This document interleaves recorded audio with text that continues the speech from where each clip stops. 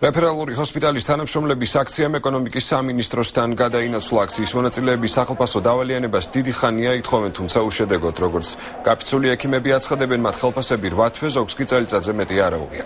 აქციის რამდენიმე მონაწილე ეკონომიკის სამინისტროს წარმომადგენელს შეხვდა და მათი პრობლემები გააცნეს. რეფერალური ჰოსპიტალის გენერალური დირექტორის თანამდებობაზე არაერთი კანდიდატურა დასახელდა. ამჟამად თანამდებობა ქალთა მეხუთე კოლონიაში ყოფილმა მთავარმა ექიმმა კესო დანელიამ დაიკავა.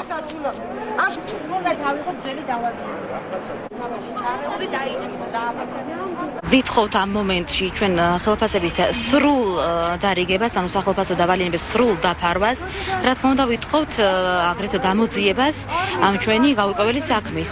რადგანაც არსებობს შეპასე რეფერალური ჰოსპიტალი, ამასობაში პარალელურად შეიქმნა შეპასე რეფერალური ჰოსპიტალი 2012. რაც თანხა არსებობს ამჟამად ანგარიშზე, რომელიც არის ძალიან ცოტა, იქიდან დარეგდეს სახელფასო დავალიანება.